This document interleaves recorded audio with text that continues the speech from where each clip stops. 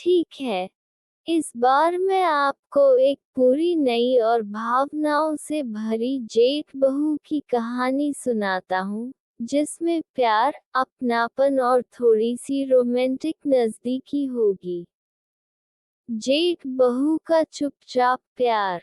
उत्तराखंड के पहाड़ी गांव में सुरेश और उसका छोटा भाई मोहित अपने माता-पिता के साथ रहते थे।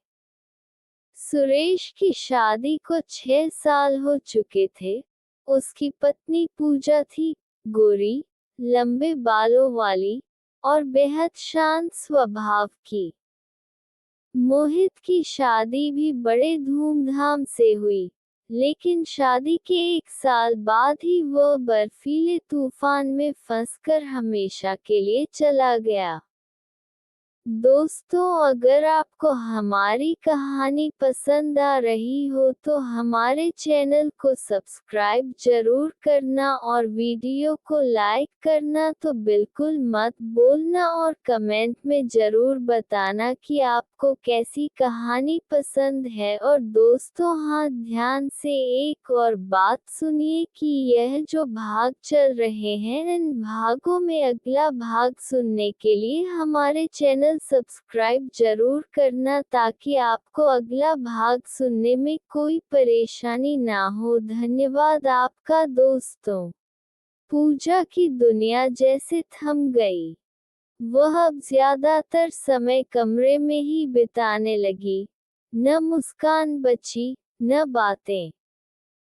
जिम्मेदारी का बंधन। सुरेश अपने छोटे भाई की मौत से टूट चुका था, लेकिन उसे सबसे ज्यादा चिंता पूजा की थी।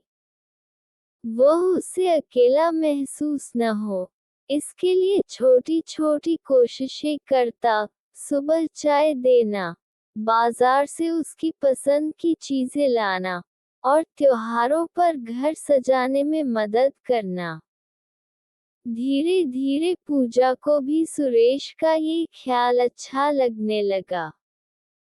अब वह उससे घर की बातें, गांव की खबरें और अपने मन की हल्की फुल्की बातें करने लगी।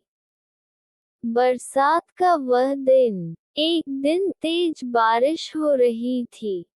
छत पर रखे कपड़े उतारने पूजा गई तो फिसल गई।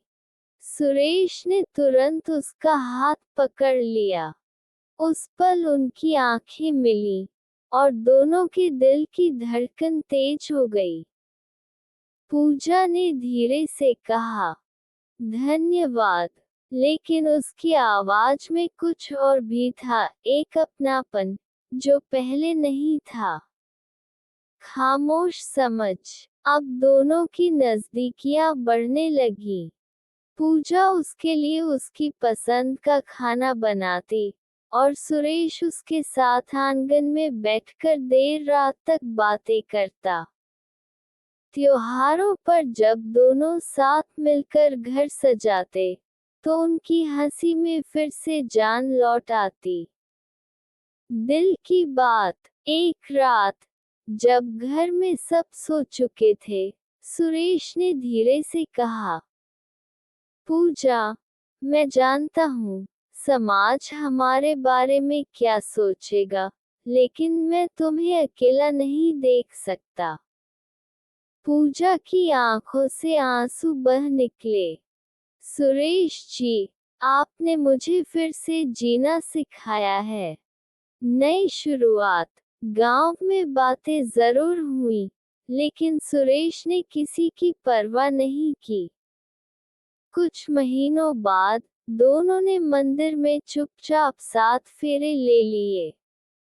अब पूजा की आंखों में फिर से चमक आ गई थी, और सुरेश को भी अपने जीवन का सच्चा साथी मिल गया।